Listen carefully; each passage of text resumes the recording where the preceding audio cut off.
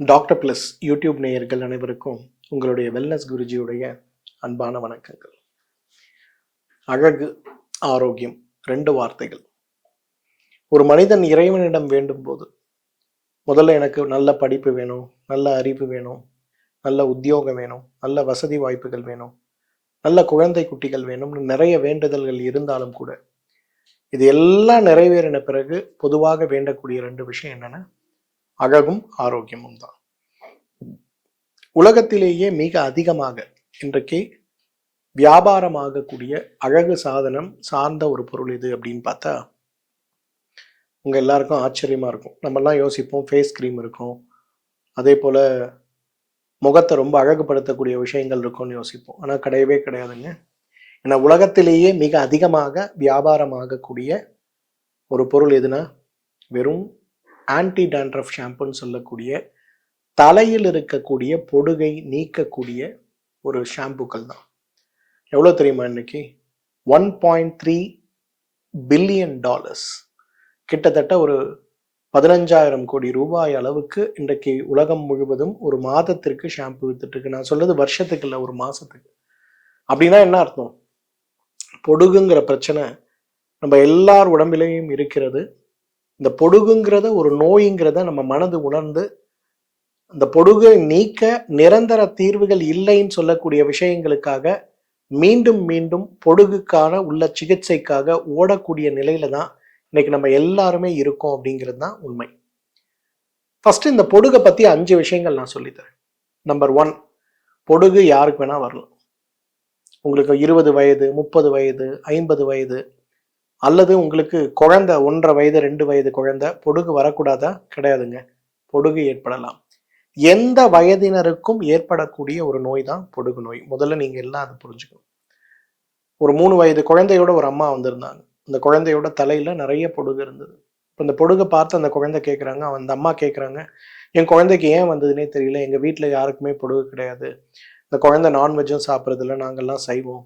அப்போ உண்மையிலே இது பொடுகா இல்லை சின்ன வயசுல ஏற்பட்டிருக்கக்கூடிய சோரியாசிஸ் நோயான்னு பயங்கர கவலை, பயங்கர பதட்டம், அப்படியே ஆங்ஸைட்டியில பேசிட்டு இருந்தாங்க. அப்ப அவங்களுக்கு சொல்லி புரிய வச்சோம், பொடுகுங்கிறது குழந்தைக்கும் ஏற்படலாம், பெரியவர்களுக்கும் ஏற்படலாம். அதனால பொடுகு நோயை கவனத்தோட நாம் அணுகணும் அப்படிங்கிறத முதல்ல நான் அவங்களுக்கு சொல்லி கொடுத்தேன். 2வது, பொடுகு பரவாது. இன்னைக்கு எல்லாருக்கும் இருக்கக்கூடிய மற்றும் ஒரு கவலை என்னன்னா, யாராவது ஒருத்தருக்கு வீட்டுல பொடுகு ஏற்பட்டா அல்லது நம்மளுடைய நட்பு வட்டாரங்கள்ல யாருக்காவது பொடுகு ஏற்பட்டா மற்றவர்களுக்கு அது பரவும் அப்படிங்கிற ஒரு மூட நம்பிக்கை உண்டு. நிச்சயமா பொடுகு பரவாதுங்க, அதை நம்ம புரிஞ்சுக்கணும். 3வது, பொடுகு அப்படிங்கிறது ஒரு சாதாரண நோயை தவிர பொடுகு அப்படிங்கிறது ஒரு குணப்படுத்த முடியாத நோய் கிடையாது. இதை நம்ம எல்லாரும் புரிஞ்சுக்கணும். பொடுகை குணப்படுத்த முடியாது, இன்றைக்கு கூகுள் சொல்லுது பொடுகை குணப்படுத்த முடியாது அப்படின்னு. அதனால இது குணப்படுத்த முடியாத நோய்களுடைய வகைப்பாட்டியல்ல இருக்கிறது அப்படின்னு நம்ம நம்மில் நிறைய பேர் கவலைப்படுறோம். அதுவும் இந்த ஜென்ஸி கிட்ஸ் இருக்காங்களே, அப்பா சாமி, 12வது படிக்கிற பையன் சரியா படிக்கலன்னு அவங்க வீட்டுல கூட்டிட்டு வராங்க. அவனை உட்கார வச்சு, ஏன்டா தம்பி சரியா படிக்க மாட்டேங்கிற, என்னடா பிரச்சனை அப்படின்னு கேட்டா அவன் என்ன தெரியுமா சொல்றான்? சார், தலைமுடி கொட்டிடுச்சு சார், பொடுகு நிறைய வந்துடுச்சு சார், கவலையா இருக்கு. 3 மாதத்தில் பரீட்சையை வைத்துக்கொண்டு தன்னுடைய பொடுகை பற்றியும் தன்னுடைய வாழ்க்கையை பற்றியும் கவலைப்பட முடியாத நிலையில இன்றைக்கு இந்த ஜென்ஸி கிட்ஸ் இருக்கிறத பார்க்கணும். அப்போ பொடுகு அப்படிங்கிறது எவ்வளவு பெரிய மாற்றத்தை இன்னைக்கு நம்முடைய சமூகத்தில் ஏற்படுத்தி இருக்கு. பொடுகு குணப்படுத்த முடியாத நோய் கிடையாது. முதல்ல அந்த புரிதல் நம்ம எல்லாரும் வச்சுக்கணும். 4வது, பொடுகை குணப்படுத்த இன்றைக்கு தலையை மொட்டையடிப்பது, நிறைய வகையான கிரீம்களை பயன்படுத்துவது, இதெல்லாம் நமக்கு உதவி செய்யும் நினைக்கிறோம் இல்லையா? பெரிய தவறு. பொடுகு அப்படிங்கிறது உடல் சார்ந்த நோய், தோல் சார்ந்த நோயை தவிர தலைமுடி சார்ந்த நோய் கிடையாது. பொடுகு அப்படிங்கிறது ஏற்படுத்துவதற்கு சாதாரண பூஞ்சையிலிருந்து இன்றைக்கு வாழ்வியல் மாற்றங்கள், கவலைகள் வரை நிறைய காரணிகள் இருக்கிறதுனால இன்றைக்கு பொடுகு ஒரு பூச்சிக்களை போடுவதும், ஒரு ஹேர் வாஷ் பண்றதும், ஒரு ஹெட் வாஷ் பண்றதும் நமக்கு யூஸ் ஆகுமா? யூஸ் ஆகாது. அதை கொஞ்சம் நம்ம கவனமா பார்த்துக்கணும். 5வது, ரொம்ப முக்கியமானது, மன அழுத்தம் அதிகமாகும் போது பொடுகு அதிகமாகும். காலநிலை மாறுபாடுகள் பொடுகை அதிகப்படுத்தும். ஆனா நம்ம எல்லாம் என்ன பண்றோம்னா, மன அழுத்தத்திற்கும் அதற்கும் எந்த விதமான தொடர்பையும் ஏற்படுத்தி பார்ப்பது கிடையாது. இன்னைக்கு 10th படிக்கும்போது, ஹையர் செகண்டரி படிக்கும்போது நம்மில் நிறைய பேருக்கு இருக்கக்கூடிய சிரமம் இது, பொடுகு தான். குழந்தைங்க தலையை சொரியும் போது அப்படியே துகள் துகளா, பொடி பொடியா, செதில் செதிலா கொட்டுறதை நம்ம பார்க்கிறோம். அப்ப பொடுகு ஏற்படுவதற்கான காரணங்கள்ல மன அழுத்தம் ஒன்று இருப்பதை பார்ப்பது கிடையாது. என்னுடைய பிராக்டிஸ்ல பொதுவா பொடுகு நோயோடு யார் வந்தாலும் அவங்களுக்கு 2 விஷயத்தை நான் கொடுப்பேன்.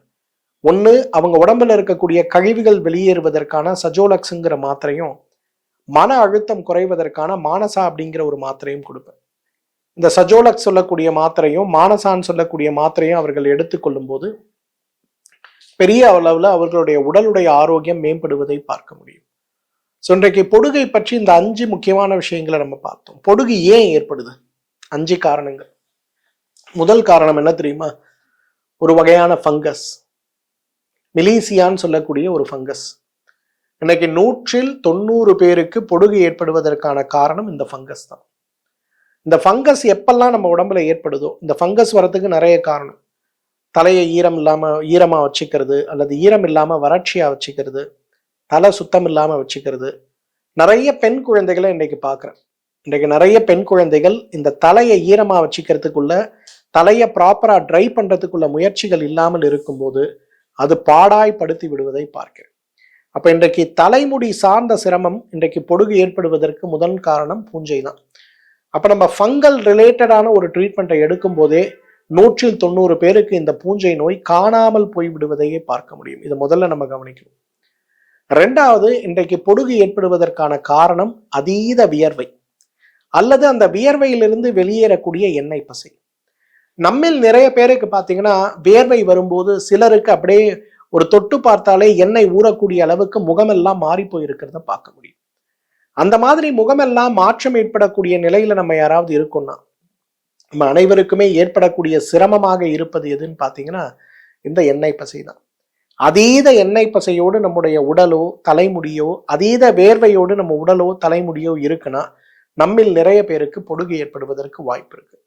ஸோ இன்றைக்கு அந்த மாதிரி ஒரு சிரமத்துல நம்ம இருக்கோம்னா, நம்ம உடம்பு வாதமா பித்தமா கபமான் புரிஞ்சு அதை மாற்றுவதற்கான முயற்சிகளை நம்ம செஞ்சாலே நம்ம உடம்பில் இருக்கக்கூடிய அந்த பொடுகுத்தன்மை மாறி போறதை பார்க்க முடியும். எப்படி அதீத எண்ணெய் ஒரு காரணமாக இருக்கிறதோ, அதீத வறட்சியும் இன்றைக்கு ஒரு காரணமா இருக்கிறத பார்க்கும். பொதுவா நம்ம சமையல் செய்யும் போது ஒரு ஒரு துளி வெண்ணெயை தோசைக்கல்ல போட்டா என்ன ஆகும்? அது அப்படியே நல்லா உருகும். அதுக்கப்புறம் அதை அப்படியே எதையுமே செய்யாம அதை சூடு பண்ணிட்டே என்ன ஆகும்? அதுல இருக்கக்கூடிய நீர்த்தன்மையெல்லாம் போய் தோசைக்கல்ல ஒரு வட்டமா ஒரு வகையான ஒரு ட்ரைனஸ், ஒரு பேட்சை உருவாக்குறத நம்ம பார்க்கலாம். இதுதான் அதீத வறட்சியில் நமக்கு ஏற்படக்கூடிய மாற்றம். இந்த அதீத வறட்சியில் இந்த மாற்றம் ஏற்படும் போது என்ன ஆகும்னா, அங்க ஃபிளேக்ஸ் அப்படியே இருந்து வெடிக்க ஆரம்பித்து விடுவதை பார்க்க முடியும். 4வது முக்கியமான காரணம் பொடுகு ஏற்படுவதற்கு ரொம்ப முக்கியமான காரணங்கள்ல ஒன்று, இன்னைக்கு யாரும் தலையை பற்றி கவலைப்படுவதே கிடையாதுங்க. குளித்தல் அப்படின்னாலே உச்சந்தலையிலிருந்து உள்ளங்கால் வரை நீர் சேர்த்து ப்ராப்பரா ஒரு 15 நிமிஷம் எடுத்து உடம்பில் இருக்கக்கூடிய கழிவுகள், நம்ம உடம்பில் இருக்கக்கூடிய உடலுடைய இயக்கத்தால் ஏற்படுகின்ற வேர்வை சார்ந்த கழிவுகள், சுற்று வட்டாரத்தில் இருக்கக்கூடிய எண்ணெய் பசை சார்ந்த கழிவுகள் அனைத்தையுமே நம்மை விட்டு வெளியேறுவதற்கு இன்றைக்கு நம்ம முயற்சி செய்யணும். ஆனா நம்மில் எத்தனை பேர் குளிக்கிறோம்? இன்னைக்கு ஸ்கூல் போகக்கூடிய குழந்தைகளை பார்க்குறேன், பாதி குழந்தைங்க இன்னைக்கு குளிக்கிறதே கிடையாதுங்க. 7 மணி ஸ்கூல், 6:30 மணிக்கு எழுந்துப்பாங்க, கிடுகிடுன்னு ஓடு, பல்ல ஒழுங்கா விளக்குறது இல்லை, தூங்குறதுக்கு எப்படி லேட் ஆகுதோ அதே போல பள்ளிக்கூடத்துக்கு லேட் ஆகக்கூடாதுன்னு கிடுகிடுன்னு ஓட வேண்டியது.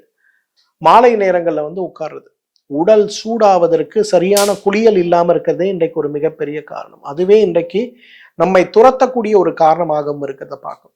அப்ப யாரெல்லாம் ஸ்கேல்பை ப்ராப்பரா கிளீன் பண்ணாம இருக்கோமோ அவங்க அனைவருக்குமே பொடுகு ஏற்படுவதற்கு வாய்ப்பு இருக்கு. 5வது முக்கியமான காரணம் என்ன தெரியுமா? இன்றைக்கு மன அழுத்தம். நீங்க பொதுவாகவே பொடுகு உங்களுக்கு அதிகமாகக்கூடிய நாட்கள் தான் நீங்க கால்குலேட் பண்ணி, இந்த நாட்கள்ல உங்களுக்கு இருக்கக்கூடிய பிரச்சனைகள் எப்படி இருக்குன்னு கொஞ்சம் கால்குலேட் பண்ணுங்களேன். அவ்வளவு பெரிய பிரச்சனை இருக்கிறத நம்ம பார்க்க முடியும். நாள் ஆக ஆக திரும்ப திரும்ப நமக்கு ஏற்படக்கூடிய சிரமங்களாக மன அழுத்தமே இன்றைக்கு பொடுகு உருவாவதற்கு ஒரு பெரிய காரணம். இன்னைக்கு யாரெல்லாம் பொடுகு தொல்லையோடு இருக்கீங்களோ, பொடுகு இருக்கு எனக்கு வெளியில போக முடியல, வேலை பார்க்க முடியலன்னு கவலையில இருக்கீங்களோ, நீங்க எல்லாருமே ஒரு மாத காலத்துக்கு ஹார்ட்ஃபுல்னஸ் மெடிடேஷன் பயிற்சி எடுத்து அந்த தியானத்தை பண்ணுங்க. 1 மாத காலத்திற்கு பிறகு உங்களுடைய தலைமுடியில் இருக்கக்கூடிய பொடுகு சார்ந்த விஷயங்கள் எவ்வாறு இருக்குன்னு பாருங்க. பெரிய கேள்விக்குறியோடு தான் நம்ம இருக்க முடியும். ஸோ இந்த கேள்விக்குறிக்கான பதில் இன்றைக்கு தியானம். பொதுவா பொடுகு அதிகமாவதற்கான காரணமாக, நமக்கு பொடுகு குணமாகாமல் இருப்பதற்கான காரணமாக அடிப்படையாக இருப்பது எதுன்னு பார்த்தீங்கன்னா மன அழுத்தமும் பதட்டமும் இன்றைக்கு மிகப்பெரிய காரணம். இன்றைக்கு இந்த காரணங்கள் மட்டும் இல்லை, இன்னும் நிறைய காரணங்கள் இருந்தாலும் பொதுப்படையாக இந்த 5 காரணங்கள் நமக்கு நோயை உருவாக்குறத நம்ம பார்க்கணும். பொடுகு நம்ம உடம்பில் இருக்கக்கூடிய பொடுகு இருக்குன்னா அது 5 வகையான பொடுகு நோய்களாக நமக்கு இருக்கிறத பார்க்கணும். ஃபர்ஸ்ட் நான் சொன்ன மாதிரி இந்த பூஞ்சையால் ஏற்படுகின்ற பொடுகு. இந்த பூஞ்சையால் ஏற்படுகின்ற பொடுகு அப்படிங்கிறது தான் இன்றைக்கு ஃபங்கல் டேண்ட்ரஃப்னு சொல்லுவோம். இந்த டேண்ட்ரஃப் பார்த்தீங்கன்னா சொரியும் போது பெரிய பெரிய செதில்களாக சில நேரத்தில் வரும். ஆனால் பிச்சு பிச்சுன்னு ஒட்டக்கூடிய ஒரு களிம்போடு சேர்ந்து வருவது போல தோல்ல உங்களுக்கு தலையில இருக்கு அப்படின்னா நீங்க புரிஞ்சுக்க வேண்டியது உங்களுக்கு இருப்பது ஃபங்கல்னால ஏற்பட்டிருக்கக்கூடிய பொடுகு அப்படிங்கிறது நம்ம புரிஞ்சுக்கணும். ரெண்டாவது, இன்றைக்கு தோலுடைய வறட்சியினால் ஏற்படுகின்ற பொடுகாக அது இருக்கும்போது ட்ரை ஸ்கேல்ப் டேண்ட்ரஃப்னு சொல்லுவோம். தோல் அப்படி தொட்டு பார்த்தாலே, கையை வச்சு இப்படி தேய்ச்சாலே சொரன்னு இருக்கும் மண்டை ஃபுல்லா. நீங்க தலைமுடியை ஷேவ் பண்ணிட்டு தலையை பார்த்தீங்கன்னா அப்படியே வெள்ளையா ஒரு படிமம் இருப்பது போல இருக்கும். கொஞ்சம் தண்ணி போட்டு அதை அப்படி வழிச்சோன்னா அப்படியே அந்த இடத்துல வந்து அப்படியே வெள்ளை வெள்ளையா இறந்த திசுக்கள் சுரண்டிட்டு வர மாதிரி வருவதை பார்க்க முடியும். இதுக்கு பேரு ட்ரை டேண்ட்ரஃப்னு பேர். மூன்றாவது வகை அப்படிங்கிறது இன்றைக்கு பொதுவாக நம்ம பார்க்கக்கூடியது செபோரிக் டெர்மடைட்டிஸ்ன்னு சொல்லக்கூடிய ஈரத்தன்மை அதிகமாவதால் ஏற்படுகின்ற, எண்ணெய் தன்மை அதிகமாவதால் ஏற்படுகின்ற டேண்ட்ரஃப். பெரும்பாலும் இது ஏற்படும் போது நமக்கு அந்த இடத்துல தோள்கள்ல கடுமையான பாதிப்புகள் இருக்கிறத நம்ம பார்க்க முடியும். இன்னைக்கு நான் பார்க்கக்கூடிய 100 டேண்ட்ரஃப் நோயாளிகள்ல குறைந்தது 90 பேருக்கு இந்த டேண்ட்ரஃப் இருப்பதற்கான காரணமாக இந்த செபோரிக் டெர்மடைட்டிஸ் இருக்கிறத நம்ம பார்க்கணும். அதனாலதான் நீங்க ஏதாவது ஒரு டாக்டர் கிட்ட, டெர்மட்டாலஜிஸ்ட் கிட்ட போகும்போது அவங்க உங்க தலையை பார்த்துட்டு முதல்ல சொல்லுவாங்க, எண்ணெய் எதுவுமே போடாதீங்கம்பாங்க. எண்ணெய் போடக்கூடாதுன்னா என்ன அர்த்தம்? அந்த இடத்துல ஏற்கனவே எண்ணெய் சுரப்பு அதிகமா இருக்கிறதுனால தான் உங்களுக்கு டேண்ட்ரஃபே வருது. அப்ப இதை போடும்போது இன்னும் அதிகமாகும் இல்லையா, அதனால வேண்டான்னு சொல்லுவாங்க. அப்ப இது சார்ந்த டேண்ட்ரஃப் இருக்குன்னா இதை மாத்துறதுக்கு நம்ம என்ன பண்ணணும்? அப்ப அந்த இடத்துல வறட்சி தன்மையை உருவாக்கணும். வறட்சியா இருக்கக்கூடிய தன்மை ஸ்கால்ப்ல ஈரத்தன்மையும், ஈரத்தன்மை அதிகமா இருக்கக்கூடிய எண்ணெய் பசை அதிகமா இருக்கக்கூடிய இடத்துல வறட்சியை நம்ம உருவாக்கணும். நான்காவது ரொம்ப இம்பார்ட்டன்ட், இன்னைக்கு நம்ம பார்க்கக்கூடியது சோரியாட்டிக் டேண்ட்ரஃப்னு சொல்லுவோம். சோரியாட்டிக் டேண்ட்ரஃப் அப்படிங்கிறது சோரியாசிஸ் நோய் போலவே நம்ம ஸ்கால்ப்ல இருக்கக்கூடிய அப்படியே பொடி பொடியா கொட்ட ஆரம்பிக்கும். இப்படி குனிஞ்சி தலையில ஸ்கால்ப் அப்படி தட்டி தடவணும்னா அப்படியே கொட்டிக்கிட்டே இருக்கிறத பார்க்க முடியும். காலையில ஒயிட் ஷர்ட்டோ அல்லது ஒரு பிளாக் ஷர்ட்டோ அல்லது டார்க் கலர் பிளெயின் ஷர்ட்டோ போட்டு போனோம்னா 10 மணிக்கு பார்த்தா 2 தோள்பட்டையிலும் ஏகப்பட்ட பொடி கொட்டிட்டு இருக்கிறத பார்க்க முடியும். 1 மணி நேரத்துக்கு ஒரு முறை பொடி இருக்கா இல்லையான்னு செக் பண்ணி நமக்கு அதுவே ஒரு ஃபோபியா மாதிரி டெவலப் ஆகி கடைசியில நம்ம வந்து போடக்கூடிய சட்டையுடைய நிறமும் தலையிலிருந்து வரக்கூடிய அந்த ஸ்கால்ப்ஸ் அந்த பொடிகளுடைய நிறமும் மாறாமல் இருப்பதற்காக கலரையே சூஸ் பண்ணக்கூடிய நிறைய பேரை இன்றைக்கு நம்ம பார்க்கோம். இதுக்கு பேரு சோரியாட்டிக் டேண்ட்ரஃப்னு பேர். ஐந்தாவது நம்ம பார்க்கக்கூடியது இன்ஃபெக்ஷனால வரக்கூடிய டேண்ட்ரஃப். இன்னைக்கு நிறைய வகையான தொற்றுக்களோடு நாம் இருக்கக்கூடியது. ஸோ இந்த 5 வகையான டேண்ட்ரஃப் நம்ம பார்க்குறோம். இது ஏன் வகைகளை பிரித்து நான் உங்களுக்கு சொல்றேன்னா, நிறைய பேர் நினைக்கிறோம் டேண்ட்ரஃப்ங்கிறது ஒண்ணுன்னு. அதனாலதான் நிறைய பேருக்கு சில எண்ணெய்களை போடும்போது நல்ல குணமும், அதே எண்ணெய்களை மற்றவர்கள் பயன்படுத்தும் போது குணம் இல்லாமல் நோய்கள் அதிகமாகிறதையும் நம்ம பார்க்கணும். ஸோ இந்த 5 விஷயங்களை நம்ம பார்த்தோம். 5 வகையான சோரியாசிஸ் பார்த்தோம். சோரியாசிஸ் உடைய முக்கியமான 5 அறிகுறிகள் என்ன? ஃபர்ஸ்ட் அறிகுறி தோல் வறண்டு போய் இருப்பது. இந்த ஸ்கின்னோட ட்ரைனஸ் அப்படிங்கிறது நமக்கு தெரியும் இல்லையா? பொதுவாக நம்மளுடைய முகம் வறண்டு போகும்போதோ, உதடு வறண்டு போகும்போதோ, அல்லது உடல்ல இருக்கக்கூடிய உறுப்புகள் வறண்டு போகும்போதோ ஏற்படுகின்ற சிரமம் சொல்ல முடியாத சிரமமாக இருக்கிறத நம்ம பார்க்கணும். எவ்வளவு முயற்சி செய்தாலுமே இந்த சிரமங்கள் நம்மை பாடாய்படுத்துவதை பார்ப்போம். ஸ்கால்ப்ல அப்படி கை வச்சாலே ஏதோ வந்து எரும மாட்டு மேல கை வச்ச மாதிரி ஸ்கால்போட கண்டிஷனே மாறி போயிருக்கிறத பார்க்க முடியும். செகண்ட், தூள் தூளா பொடி கொட்டிக்கிட்டே இருக்கும். நீங்க கையை வைக்கணும்னே அவசியம் இல்லை. சாதாரணமா நீங்க ஒரு சட்டையை காலையில 7 மணிக்கு போட்டீங்கன்னா 10 மணிக்கு உங்களோட 2 காலர்ல முதுகுல நிறைய கொட்டி இருக்கிறத பார்க்க முடியும். உணர்ச்சியே இல்லாமல் கொட்டி இருக்கிறத பார்க்க முடியும். சில நேரங்கள்ல தடிமன் இருக்கக்கூடிய ஒரு திசுவாக அவை மாறும்போது அப்ப நம்ம சொரிஞ்சு விடும்போது நிறைய கொட்டுறதை நம்ம பார்க்க முடியும். கொஞ்சம் எண்ணெய் ஏதாவது வச்சுட்டோம்னா அப்படியே முடிகளுக்கு மேலெல்லாம் ஒட்டிட்டு இருந்து யாராவது பார்த்து என்ன தலைமுடியலன்னு கேட்கக்கூடிய அளவுக்கு மாற்றம் வருவது செகண்ட் ஸ்டேஜ்ன்னு சொல்லுவோம். தேர்ட் ஸ்டேஜை பொறுத்தவரையிலும் இந்த பொடுகாக உதிரக்கூடிய அந்த ஒரு துகள்கள் நம்ம நெத்தி மேல, முகத்து மேல, முதுகு மேல, தோள்பட்டை மேல, உடம்புல படும்போது அங்கெல்லாம் பருவம் போல சின்ன சின்ன கட்டிகள், கொப்பளங்கள் ஏற்படக்கூடியது தான் தேர்ட் ஸ்டேஜ்னு சொல்லுவோம். பொதுவா இன்றைக்கு ஆக்னியோட வரக்கூடியவங்க எல்லார்கிட்டையும் நான் கேட்கக்கூடிய முதல் கேள்வி, முதுகு ஃபுல்லா கருப்பா இருக்கு, தோள்பட்டையில கருப்பா இருக்கு, மார்பக பகுதி கருப்பா இருக்கு, எங்கெல்லாம் இந்த தலைமுடியிலிருந்து விழக்கூடிய தூசுக்கள் விழுதோ அங்கெல்லாம் கருப்பு நிறமாக புள்ளிகள் வந்து அரிப்பு ஏற்படுத்துது அப்படின்னு சொல்லக்கூடியவங்க யாராவது வந்தாங்கன்னா முதல்ல அவங்க தலையை எக்ஸாமின் பண்ணணும்னா டேண்ட்ரஃப் நிறைய இருக்கிறத பார்க்க முடியும். ஸோ தேர்ட் ஸ்டேஜ் ஆஃப் டேண்ட்ரஃப்ல இது ஒரு வகை வரதை பார்க்க முடியும். Fourth stage of dandruff density குறைய ஆரம்பிக்கும். சார் 6 மாசத்துக்கு முன்னாடி என்னோட போட்டோ பாருங்க சார், இப்போ என்னோட போட்டோ பாருங்க சார், பார்த்தா தலைமுடி ஒரு 30% குறைஞ்சு போயிருக்கு. அப்போ அந்த 30% ஹேர் ஃபால் ஏற்படுறதுக்கு காரணமாக டேண்ட்ரஃப் இருக்கிறது நம்ம பார்க்கலாம். இன்னைக்கு 160 பேருக்கு தலைமுடி பிரச்சனையோடு என்னை பார்க்க வரும்போது முதல்ல அவங்க கிட்ட நான் சொல்றதே ஒரு டீடாக்ஸ் பண்ணி முதல்ல தலையில இருக்கக்கூடிய டேண்ட்ரஃபை குறைங்க, அப்புறம் ஹேர் க்ரோத்துக்கு என்ன பண்ணலாம் அப்படிங்கிறத நான் சொல்லுவேன். ஏன்னா நம்மில் நிறைய பேருக்கு இந்த மாதிரி டேண்ட்ரஃப் ப்ராப்ளம் திரும்ப திரும்ப ஏற்படுவதற்கு காரணம், நம்ம தலைமுடி பிரச்சனை அதிகமாக ஏற்படுவதற்கு காரணம் தலையில் இருக்கக்கூடிய டேண்ட்ரஃப் அப்படிங்கிறத நம்மில் நிறைய பேர் உணர்வது கிடையாது. அதை கொஞ்சம் கவனமா பார்க்கணும். 5th, மண்டை சொட்டையா போகக்கூடிய பிரச்சனை. இன்னைக்கு தலைமுடி மொத்தமா கொட்டி போய் வரவங்க கிட்ட கேட்டோம்னா அவங்க ஹிஸ்டரி சொல்லுவாங்க, சார் எனக்கு 5 வருஷமா டேண்ட்ரஃப் இருந்தது, 4 வருஷமா டேண்ட்ரஃப் இருந்தது, என்னென்னமோ நான் முயற்சி செஞ்சு பார்த்தேன் சார், என்னோட டேண்ட்ரஃப் சரியாகலன்னு வருத்தத்தோடு சொல்லுவாங்க. ஸோ 5th சிம்டம் முக்கியமானது. தலைமுடி வேகமாக கொட்டி தலைமுடியில் அந்த இடைவெளியற்ற ஒரு நிலை போய் இடைவெளி கூடுதலாக இருக்கக்கூடிய ஒரு நிலை வருதுனாலே உங்க டேண்ட்ரஃப் ரொம்ப மோசமா இருக்குன்னு சொல்லணும். ஸோ இந்த 5 விஷயத்தை நம்ம பார்க்கணும். 5 ஹோம் ரெமெடிஸுங்க. இன்றைக்கு பொடுகை குணப்படுத்தக்கூடிய 5 home remedies. First home remedy நம்மளோட ஃபேவரட்டுங்க, ஆலிவ் ஆயில் 1 டேபிள் ஸ்பூன், எலுமிச்சை சாறு 1 டேபிள் ஸ்பூன், ரெண்டத்தையும் நல்லா போட்டு சேர்ன் பண்ணுங்க. இதை எடுத்து ஸ்கேல்ப் ஃபுல்லாக அப்ளை பண்ணுங்க. அப்ளை பண்ணிட்டு நல்லா ஹேண்ட்ல போட்டு மசாஜ் பண்ணுங்க. இது எந்த டைப் ஆஃப் டேண்ட்ரஃபா இருந்தாலும் இது உள்ள போய் அந்த இடத்த ஸ்கேல்பை கிளீன் பண்ணும்போது அந்த இடத்துல கழிவுகள் இருந்ததுன்னா, பூஞ்சை போல இருந்ததுன்னா அதுவும் மாற்றம் அடையும் போது இந்த டேண்ட்ரஃப் தீவிரம் குறையறத பார்க்கலாம். ஸோ வாரத்துல 3 நாள் 1 ஸ்பூன் எலுமிச்சை சாறு, 1 ஸ்பூன் வந்து ஆலிவ் ஆயில், இது ரெண்டத்தையும் நல்லா அடிங்க. அடிச்சிங்கன்னா ஒரு மாதிரி வெள்ளை கலர் திரவமாக அது மாறும். அப்படியே ஸ்கேல்பை போட்டு மசாஜ் பண்ணிட்டு வாஷ் பண்ணுங்க. பெரிய சேஞ்ச் வரதை பார்க்கலாம். எல்லாரும் என்ன பண்ணுவீங்கன்னா இதை 1 வாரம் யூஸ் பண்ணி முடிச்சுட்டு 2வது வாரம் மெசேஜ் போடுவீங்க, சார் எனக்கு இன்னும் குணமாகலன்னு. பெரிய தவறு.